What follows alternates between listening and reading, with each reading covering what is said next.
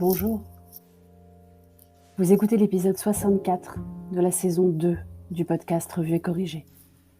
Cet épisode est tiré d'un billet du blog publié le 26 janvier 2021 et s'intitule « Une belle leçon d'humilité ». Je suis de nature et d'inclinaison scientifique. Et je trouve que décidément on est peu de choses.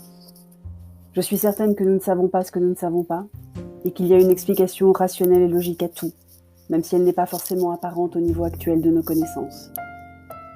Et en plus, je suis plutôt du côté biochimie des sciences.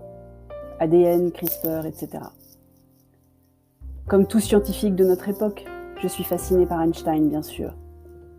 Mais je dois admettre que j'ai un attachement particulier à Darwin, surtout. Et en ces temps complexes où le créationnisme fait rage aux US, où il n'y a toujours pas de programme scolaire national qui impose d'enseigner la théorie de l'évolution et que la théorie de l'évolution, et dans ces temps complexes où nous sommes à la merci du moindre fou furieux qui se réclame de telle ou telle croyance religieuse, les évolutions du virus conformément à la théorie darwinienne ont quelque chose de réconfortant.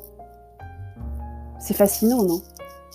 Ce virus évolue exactement comme Darwin et l'ensemble de la communauté scientifique nous l'avaient prédit.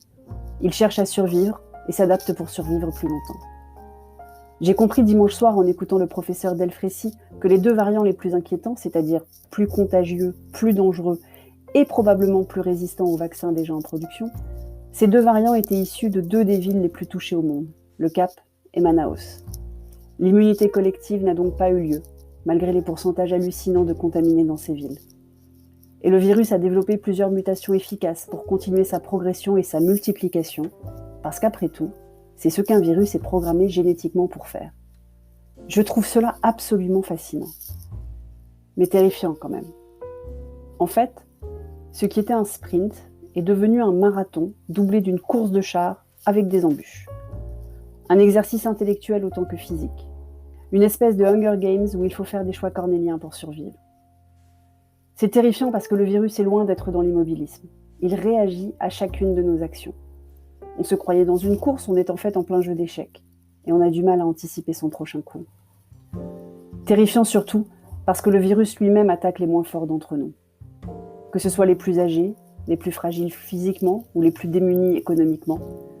Mieux vaut être beau, riche et en bonne santé, n'est-ce pas ? Le virus appuie donc là où ça fait mal dans la théorie de Darwin, la survie du plus fort. Le plus fort physiquement, le plus jeune, le plus fort économiquement et qui a donc les moyens de gérer distanciation physique et télétravail, le plus fort mentalement, qui peut supporter isolement et privation de liberté et contact humain, le plus fort socialement, qui ne se sent pas seul même isolé. Ce virus est un concentré d'injustice qui ne peut que nous indigner. Et il a la capacité de le faire sur la durée en plus. Nous qui pensions avoir conquis l'espace, à défaut du temps, nous sommes donc à présent punis par une de nos plus grandes fiertés, l'affranchissement des distances. Les mouvements de population facilités par toute notre technologie, la plus polluante pour la planète d'ailleurs, accélèrent la dispersion des différents variants et offrent des terrains de jeu nouveaux à toute mutation un tant soit peu sérieuse. Il nous faut donc rapidement revenir à une grande humilité pour gérer ce qui est en train de faire de 2021 une année presque plus terrifiante que 2020. On ne sait toujours pas donc. On sait un peu plus, mais chaque nouvelle réponse apporte son lot de nouvelles questions.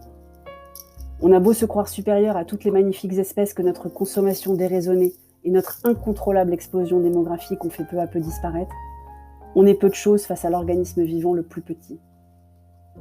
Peu de choses, si peu. Alors j'espère que l'ensemble de la population, du commerçant aigri au restaurateur désespéré, du politique opposant au syndicaliste démagogue, du chef d'entreprise inquiet au salarié désabusé, que l'ensemble de la population va se rendre compte qu'on est en fait tous dans le même bateau. Que si on ne rame pas tous dans le même sens, ça ne marche pas. C'est même plutôt contre-productif. C'est sans doute pas étonnant qu'en ce moment, les chansons faites pour donner le rythme aux rameurs, voire galériens, sont à la mode sur TikTok, non ? Reste là 2 secondes et je t'en fais écouter une.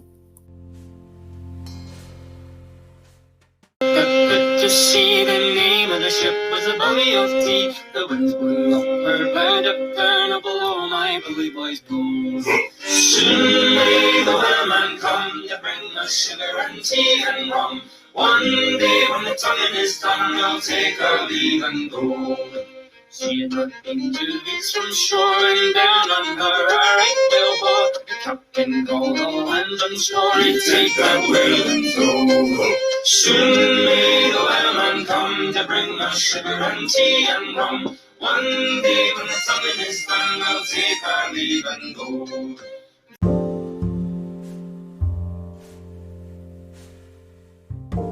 Merci de m'avoir écouté. Si vous écoutez sur Apple, surtout laissez un commentaire avec vos 5 étoiles. Et sur toutes les plateformes de balado-diffusion, abonnez-vous et partagez. À bientôt.